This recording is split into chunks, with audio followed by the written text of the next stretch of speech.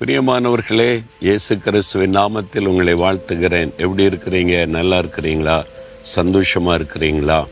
ஆண்டவர் உங்களை ஆசீர்வதித்து உயர்த்தி மேன்மைப்படுத்த விரும்புகிறார். அதற்காக உங்களை பலப்படுத்த விரும்புகிறார். தெரியுமா உங்களுக்கு? ஆண்டவரை குறித்து அருமையான ஒரு வார்த்தை 1 நாளாகமம் 29 அதிகாரம் 12 வசனத்தில் சொல்லப்பட்டிருக்கிறது. எவரையும் மேன்மைப்படுத்தவும் பலப்படுத்தவும் உம்முடைய கரத்தினால் ஆகும். தேவன் எப்படிப்பட்டவர் தெரியுமா? எப்படிப்பட்ட மனிதனையும் பலப்படுத்தவும் மேன்மைப்படுத்தவும் அவராலே முடியும்.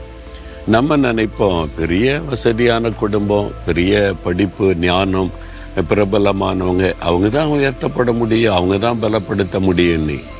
தேவன் எவரையும் பலப்படுத்தவும் மேன்மைப்படுத்தவும் வல்லமை உள்ளவராக இருக்கிறார்.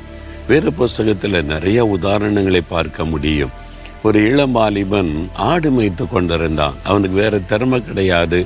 ஆடு மேய்க்கத்தான் லாய்க்கென்று அவனுடைய பெற்றோர், அவனுடைய குடும்பத்தார் ஆடு மேய்க்க அனுப்பியிருந்தாங்க.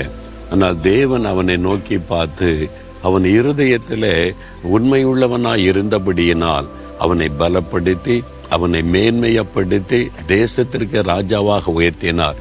தாவீதை குறித்தபடி வேதத்திலே வாசிக்கிறோம்.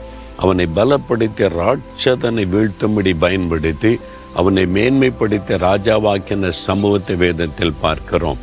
அப்படியே எஸ்தர் என்கிற ஒரு பெண், தாய் தகப்பனை இழந்த அனாதை பெண், ஒரு ஏழை பெண், ஆனால் உத்தமமாய் ஆண்டவரை நேசித்து ஒரு குணசாலியான ஸ்திரியாய் நடந்து கொண்ட பெண்.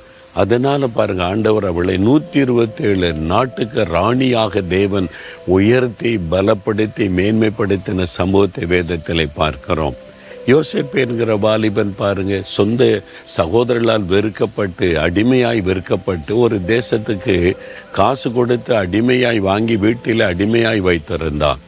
ஆனால் அதில் கூட ஒரு உண்மை மொத்தமாய் இருந்ததுனால தேவன் அவனை பலப்படுத்தி அவனை ஆசீர்வதித்து உயர்ந்த ஸ்தானத்தில் எகிப்து தேசத்திற்கே ஒரு பெரிய பிரதம மந்திரியாக தேவன் உயர்த்தி ராஜாவுக்கு அடுத்த ஸ்தானத்தில் வைத்து மேன்மைப்படுத்தின சம்பவத்தை வேதத்திலே பார்க்கிறோம்.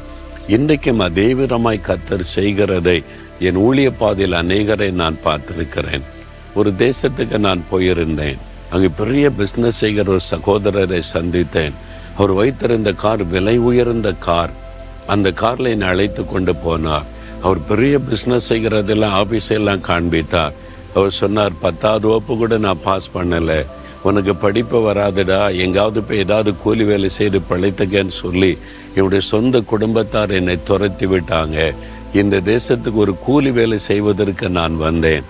ஆனால் இன்றைக்கு பெரிய ஒரு தொழிலதிபராய் கர்த்தர் மாற்றி என்னை உயர்ந்த ஸ்தானத்தில் வைத்து மேன்மையாய் வைத்திருக்கிறார்.